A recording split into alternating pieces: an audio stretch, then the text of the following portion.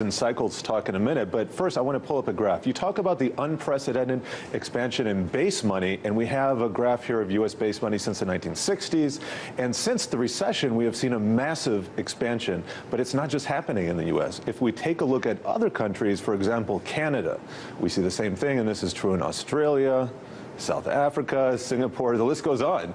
So have we seen anything like this on a global scale before? Are we in uncharted territory? No. Before, when this has been done, there was always some other currency that you could run to. There was a neighboring country that wasn't inflating their currency supplies on this suicidal scale. This is a global event, and this, you know, back in 1971, well, let me back up a little bit further. Sure. Before World War I, we had the classical gold standard, where a treasury would have a certain amount of gold and they would issue that many claim checks on it. And the claim checks were the currency.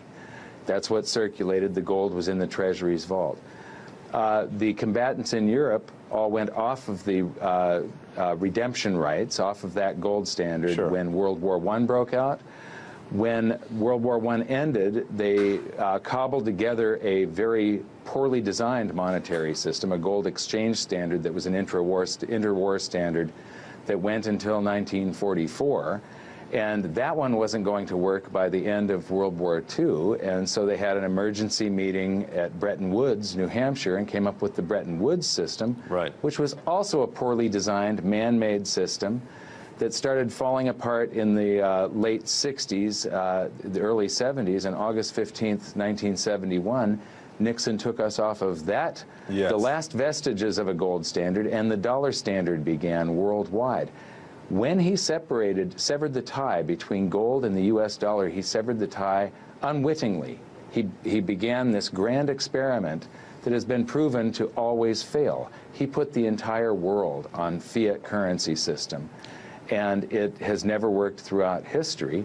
One of the reasons that this poorly designed system is lasting longer than the rest is simply because you don't have a competing system in a neighboring country. You don't have an asset-backed currency right next door that you can run to when countries start inflating their currency supplies, like I said, on this suicidal scale.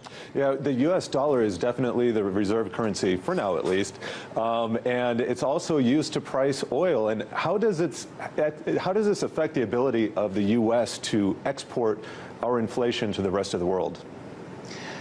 Well, you know, the U.S. has that exporting inflation to the rest of the world, that is also a label for a wealth transfer that comes toward us. We have been able to tax the rest of the world from 1944 until today, and tax it on an ever-increasing level. When we dilute our currency supply by printing more units of currency, it devalues the existing units of currency, and inflation respects no borders. It doesn't just devalue the dollars that are inside the United States, it devalues the dollars that are outside the United States.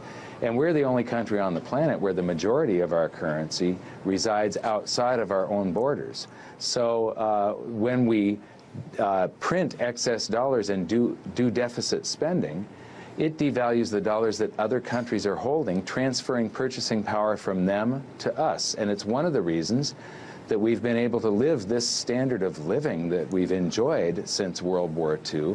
And, you know, some people think that Americans are just smarter or harder working or better than anybody else, and we're the same as everybody else on the planet. We just had this lucky series of accidental events of countries having wars not having war on our soil, and this chain of events that led us to where our currency was the world reserve currency. Sure. And then politicians for the past decade or so have treated this privilege of having the world's reserve currency as their birthright, and they've abused it to the point where other countries are abandoning it, and they're abandoning it at an ever-increasing rate. The Bank of England has made a swap deal with China. Australia has made a swap deal with China. So they're doing direct settlement without converting into dollars first when they do wire transfers. Russia and China, India and China. Now there's going to be a BRICS bank. The list just goes on and on and on. And every week there is another nail in the coffin for the global dollar standard. And this is what our series, the second episode of Hidden Secrets, is about. You can see these different monetary systems.